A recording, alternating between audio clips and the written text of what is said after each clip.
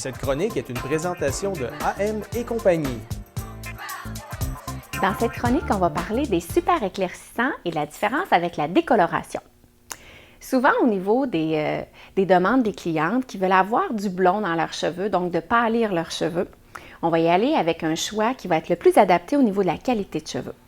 Par contre, souvent, les gens vont avoir des attentes qui vont être très élevées par rapport à leur demande de qualité de cheveux, oui, mais aussi la couleur du blond qu'ils veulent avoir. Nous, en tant que professionnels de la coiffure, c'est important de s'assurer de bien choisir le bon produit qui va être adapté et pour le cheveu et pour le besoin de la cliente. Souvent, on va avoir accès à la décoloration en premier parce que c'est l'outil le plus facile à utiliser rapidement et qui va faire le travail tout de suite dans un court laps de temps pour pouvoir éclaircir la chevelure. Par contre, il y a aussi le super éclaircissant et c'est souvent le mal aimé de la coiffure parce qu'il est très complexe à travailler. On doit avoir une bonne connaissance du cercle chromatique également et aussi des procédures à suivre au niveau du calcul mathématique pour arriver au bon niveau de blond. Donc, je vous conseille à ce moment-là de bien s'asseoir avec votre professionnel de la coiffure et de s'assurer que le choix que vous faites est le bon pour la qualité de votre cheveu, vos habitudes aussi à la maison, donc selon ce que vous faites, si vous allez beaucoup au soleil, encore au niveau du soleil, que ce soit pour l'hiver ou encore l'été, la piscine également, contact avec le chlore aussi, c'est important de le voir, et des produits que vous utilisez lorsque vous faites votre cheveu, donc si vous utilisez beaucoup de fer plat, beaucoup de séchoir. C'est très, très important parce qu'il faut que ce soit cohérent avec ce que vous faites à la maison. Donc, pour vous démystifier un petit peu quel est le travail du super éclaircissant versus le travail du décolorant, je vous explique rapidement. On a au niveau du cortex du cheveu, il y a la mélanine qui est à l'intérieur. Vulgariser vite, ce sont comme des petites bulles que vous avez à l'intérieur de votre cheveu. Ce sont les mêmes petites bulles que vous avez sur votre peau qui servent à donner la teinte de votre peau. On appelle ça la mélanine. Donc, à l'intérieur du cortex du cheveu, vous avez la mélanine qui est logée et qui va donner la couleur de votre cheveu, que ce soit brun très foncé à blond très clair. Lorsqu'on va utiliser un décolorant sur un cheveu qui est coloré artificiellement ou encore naturel, donc il n'y a aucune coloration sur le cheveu, ce qu'on fait, c'est qu'on entre à l'intérieur du cortex du cheveu, on prend la mélanine et on se trouve à déshabiller à ce moment-là la couleur. Donc, on se débarrasse du surplus mélanine ou de la coloration au niveau de la personne. Ce qui fait qu'on vide le cheveu, en d'autres mots.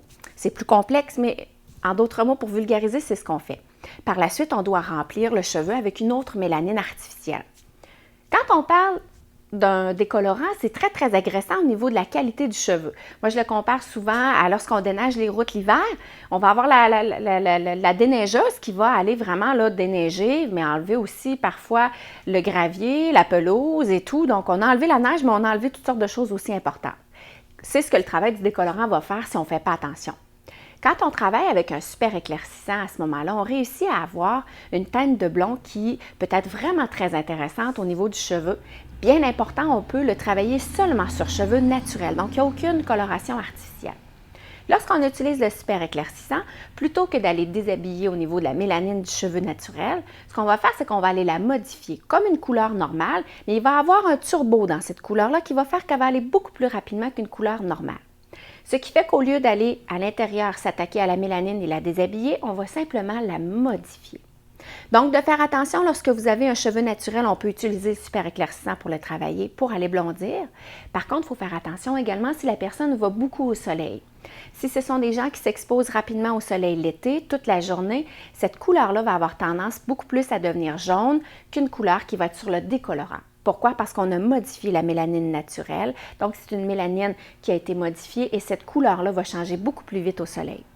Tandis que lorsqu'on utilise un décolorant, on a complètement déshabillé la mélanine, mais on n'a pas modifié la mélanine originale, c'est-à-dire que la couleur va continuer de blondir, donc de blanchir au soleil.